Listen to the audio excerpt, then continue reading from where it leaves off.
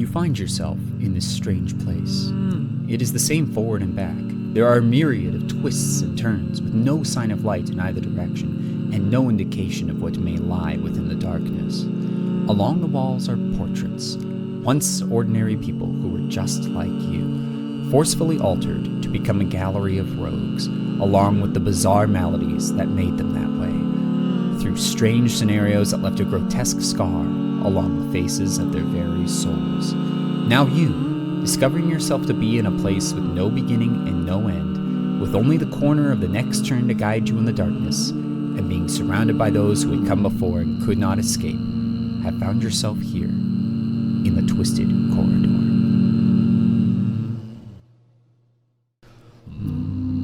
Choices. Inescapable and uncertain things. Some choices are simple, while others can affect entire lives, entire worlds.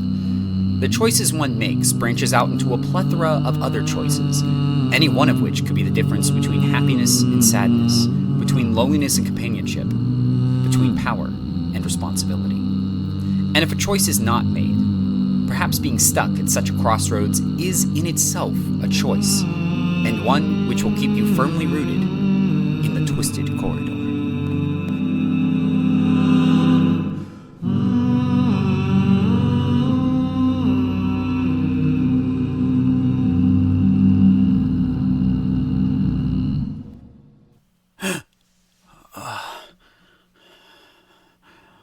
Where am I? It's so dark in here. What is this place? Wait a moment. How am I already standing up if I've only just come to? And why can't I remember being put in this place? It looks like a box. Metal maybe, or hard plastic. Not very big in here. The door is almost indiscernible. Hang on a minute. That's a coded lock. It looks like it's made up of letters. 6 of them. I wonder if it's rigged somehow to stop working after one guess. Why would I say that? Who thinks of that at the first sign of a simple lock? Well, I do, I suppose. I guess I am. Wait. Who am I? I can't remember. Why can't I remember? Where am I? Hey! Somebody help me, please! I'm trapped in here. I don't know how I got trapped in here. Someone, please help! What's happening? Pain. So much pain.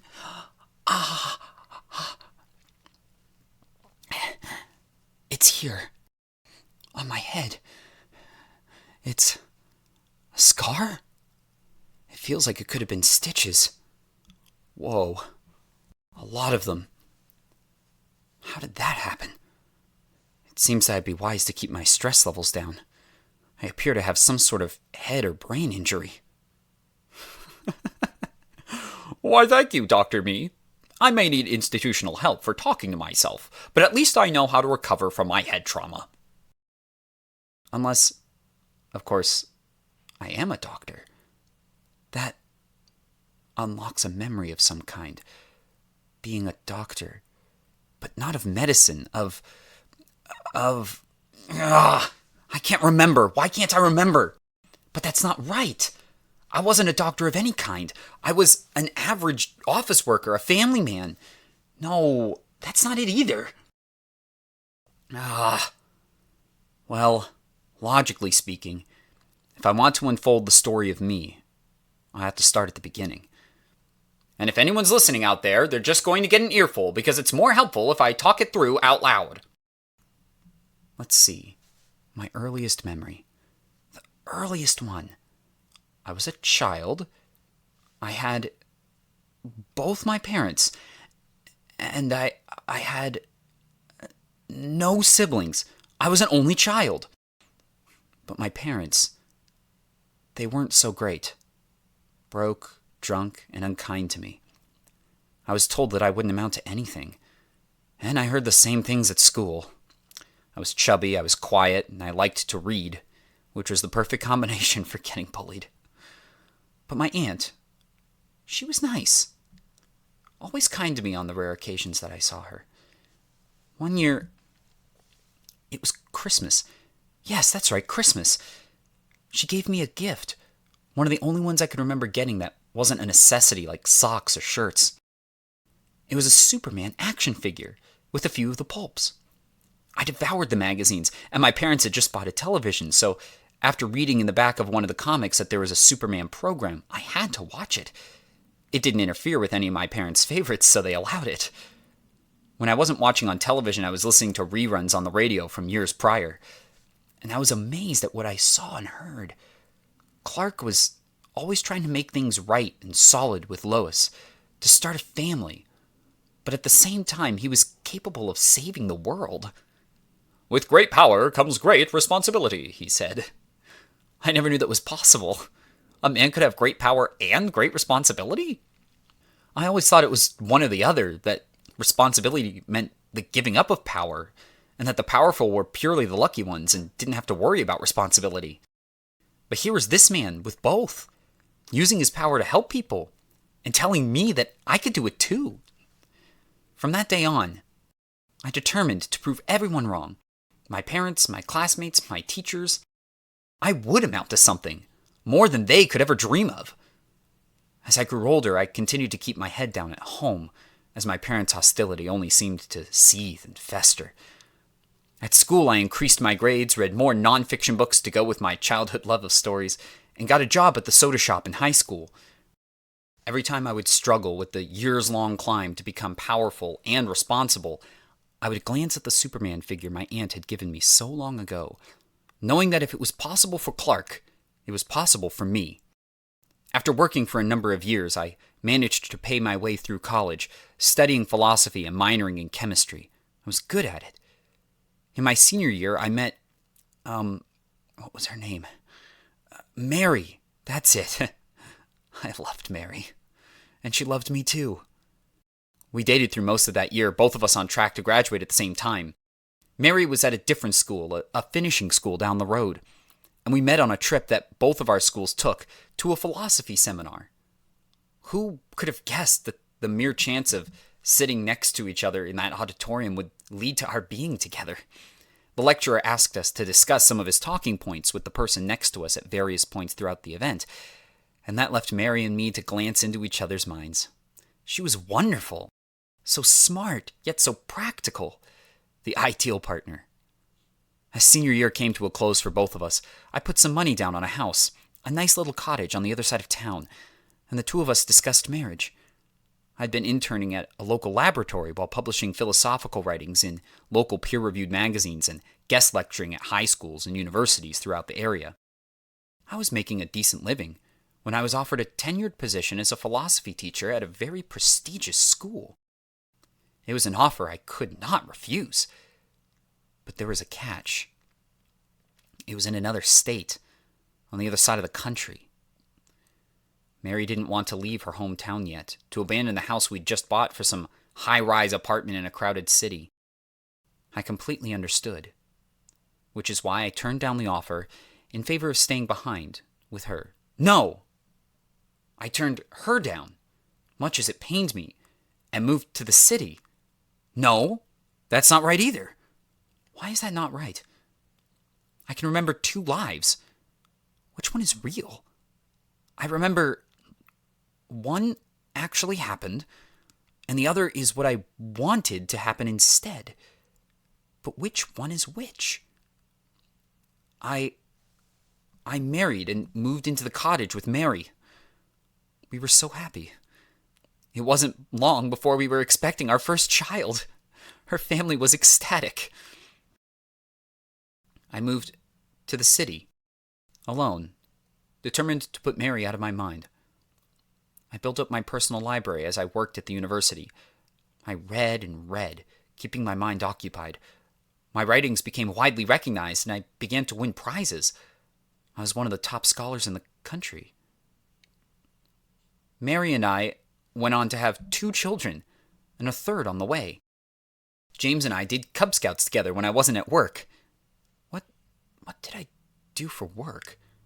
I had to give up the philosophy job. My internship at the lab ended. I went to work for an office. That's right. I took telephone calls and filed paperwork all day. I didn't particularly enjoy it, but I had a happy family and a stable life. Jeannie spent a lot of time with Mary and fell in love with sewing and knitting and creating all sorts of new things. When I went home to my flat at night, I sometimes found myself feeling somewhat lonely, wondering what would have happened had I stayed back home with Mary instead of running to the place I was now. But I had my old friends to comfort me. Aristotle, Erasmus, Nietzsche, Hegel, any and all of the greats. This was satisfying to me. And I had so many wise men willing to listen to me, so much sway over the course of modern philosophy.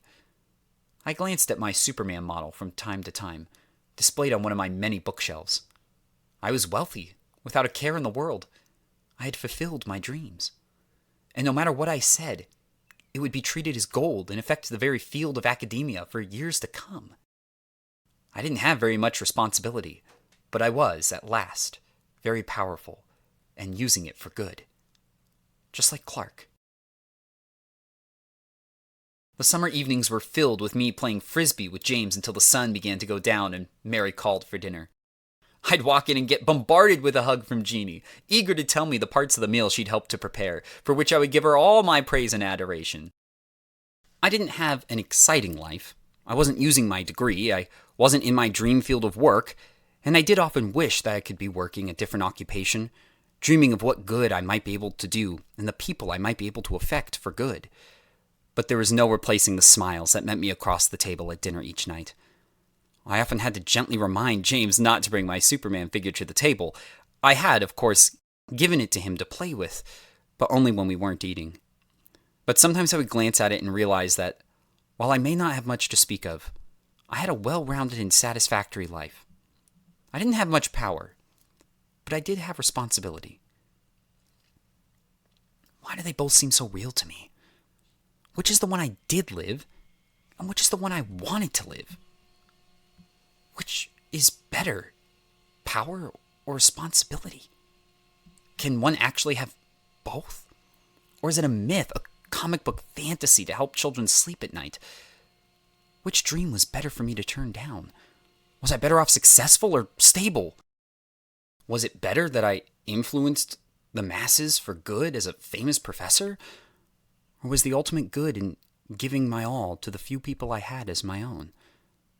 Is life better at its peaks or its troughs? Is it better to constantly climb the mountains or to simply walk along a wooded path? Which choice is more merit? How did I get this awful scar on my head? It was the accident. No, the experiment. Which one? I was playing frisbee with James, and I dove for the disc, taking temporary leave of my senses and landing in the road in front of our house, just as a car was driving by. I only remember hearing things, beeping unfamiliar voices, a woman in distress. I was in a hospital, I deduced, and I could only sometimes hear faintly what was going on. I must have been in a coma. An operation done on my head to save me. That's it. What? That must be my real life. Why would I dream of that happening? Why would I want that? I was leaving the university one day when I was approached by the head of a nearby science lab, asking if I would take part in an experiment. The endeavor in question was an attempt to transport one's mind into an artificial body, indistinguishable from a normal human form, but able to live for centuries, with only minimal maintenance throughout the lifespan of the mechanical apparatus. They needed someone not very old and with a sharp mind to withstand the transference process as the brain was carried from one body to the other. Having already reached the peak of my career, this seemed like the best step up, and I eagerly joined the team, occasionally contributing bits of knowledge from my days of studying and working in the field of chemistry. When the day arrived, I lay on a flatbed, the mechanical body, which had been molded to look just like mine, standing perfectly still in a cryotube, wires connected everywhere, in order to make the initial transfer more palatable to my brain so that it wouldn't reject or be rejected by its new body. They pumped me with the anesthetic, and I fell into a deep sleep. But I didn't wake up. I could sometimes hear them, the scientists in the lab, talking about things not going to plan, but a chance to save me. But there was no going back to my old body now. I heard one young man address me directly, not knowing if I could hear him, saying that it would take a while, but they would attempt to figure out how to make it all work and bring me back to consciousness. Another coma, in a sense. This doesn't make sense either. In both cases, I wound up in a terrible position. Which is the one I dreamed of, and which is the one I actually experienced? Why would I want to end up in a coma in either case? I suppose my family did stay by my side, day and night without fail, talking to me, telling me kind things.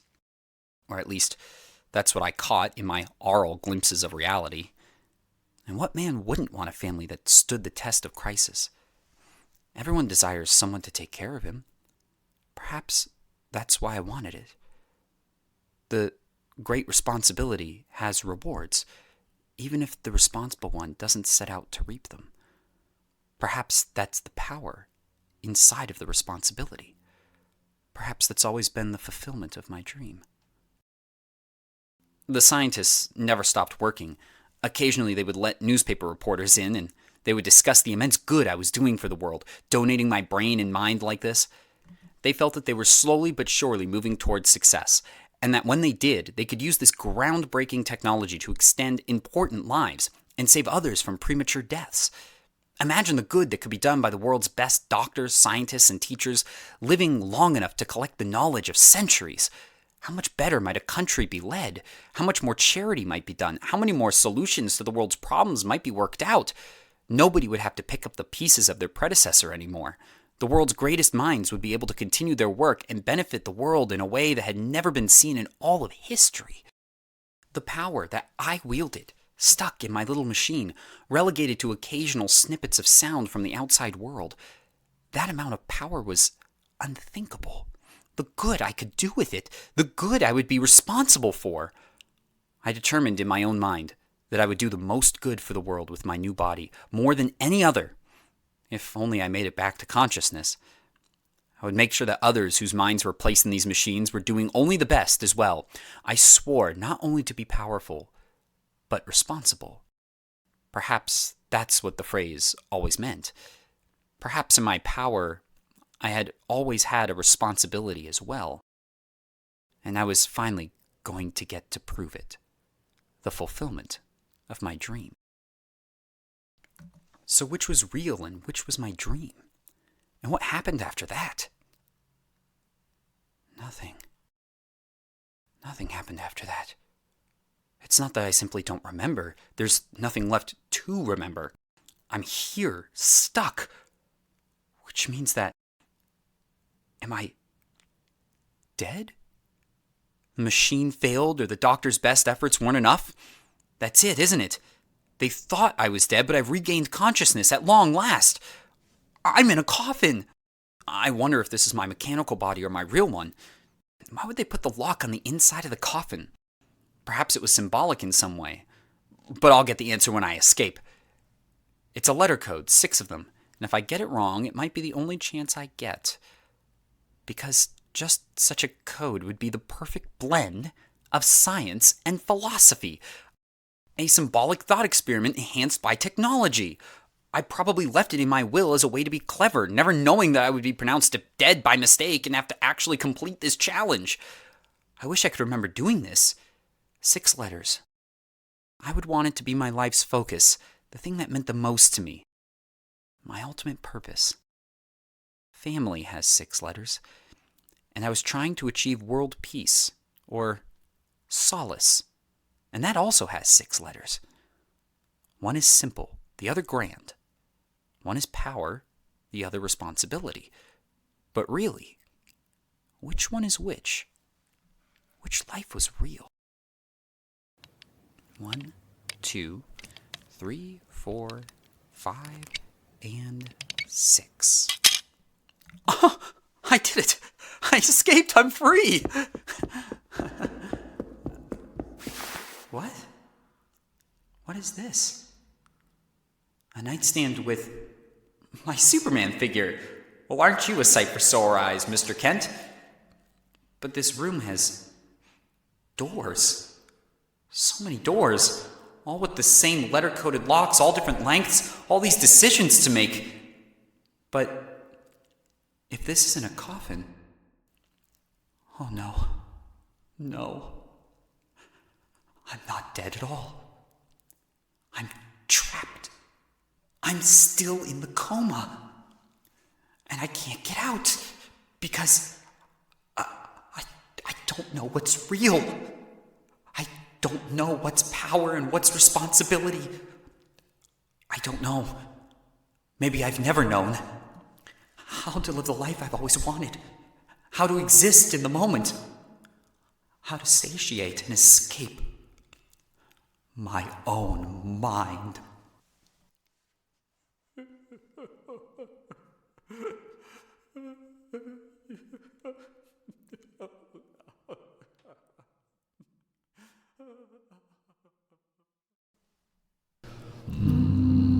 The Twisted Corridor, created by Michael Lanier. This episode, Truth and Consequence, was written by Michael Lanier. The part of the man was played by Michael Lanier. The music was written and performed by Michael Lanier. And all sound mixing and editing was done by Michael Lanier, with all sound effects coming from freesound.org, with some Foley by Michael Lanier. This is Michael Lanier, inviting you, once again, to embark on the terrors and wonders that lie around the very next corner of the Twisted Corridor.